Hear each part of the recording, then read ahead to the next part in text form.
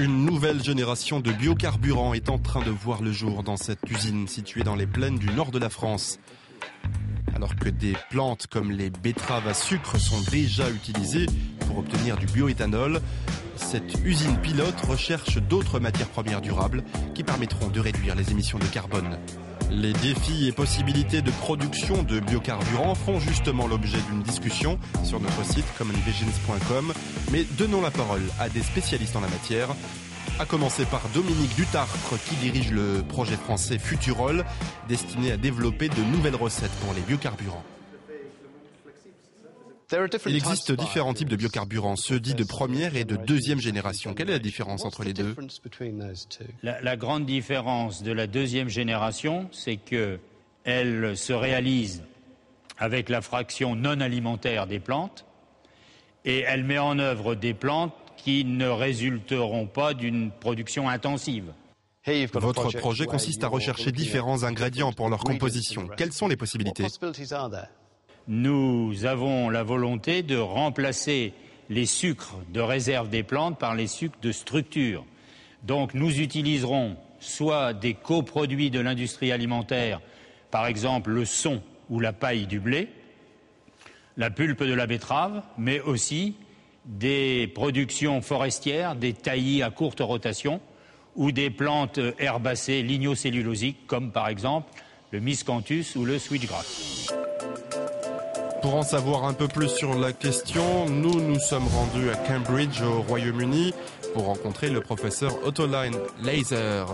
Les biocarburants de deuxième génération sont toujours en cours de développement. Elle nous explique les problèmes rencontrés par des carburants actuellement disponibles sur le marché. Professeur Laser, un récent rapport que vous avez co-signé critique ouvertement la politique actuelle sur les biocarburants, jugée contraire à l'éthique. Qu'est-ce qui va mal ?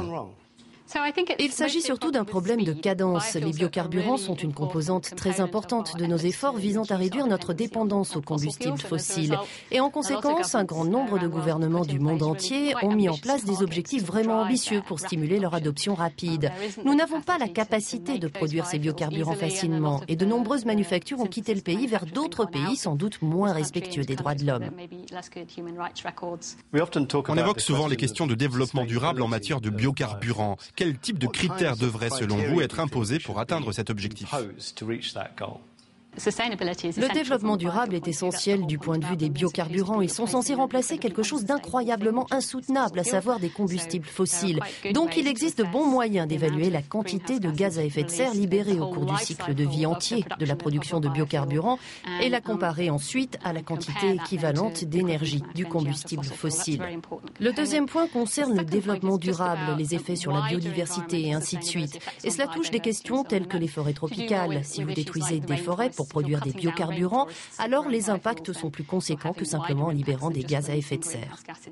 Professeur, vous enseignez le développement des plantes. Quelles sont les plantes idéales pour la fabrication des biocarburants ?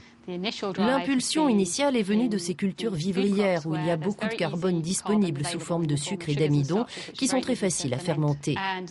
Et les arguments ne manquent pas pour continuer à utiliser les plantes comme la canne à sucre au Brésil, pays producteur de combustibles très efficace. Mais sur le long terme, et certainement dans les latitudes nordiques, je pense que nous devrons nous pencher sur les cultures dédiées aux biocarburants, comme ces saules que nous voyons ici, mais aussi sur les déchets, aussi bien ceux des villes que de la campagne, des choses comme des déchets de paille et de la foresterie, ce genre de choses.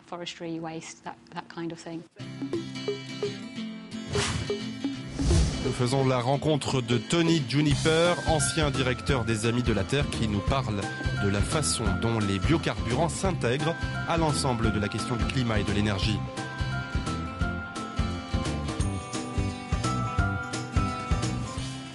Quelles sont les menaces et les opportunités des biocarburants pour les pays en développement ? On a beaucoup parlé, et souvent avec raison, de certains des aspects négatifs de la production de biocarburants pour les pays en développement.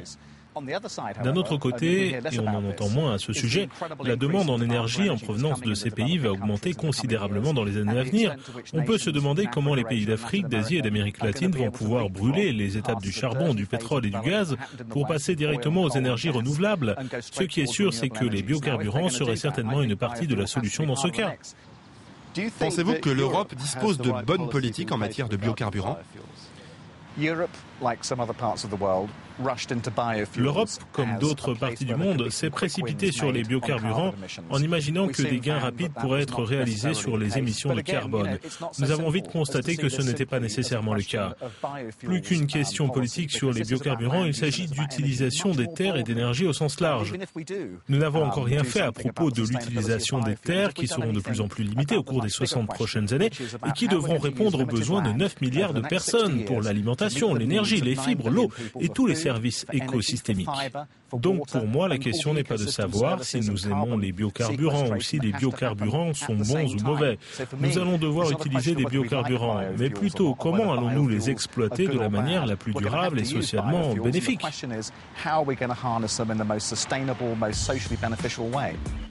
Alors que le débat se poursuit sur la manière d'atteindre ces objectifs, l'équipe française des biocarburants de deuxième génération devrait passer en phase de production commerciale d'ici 5 ans.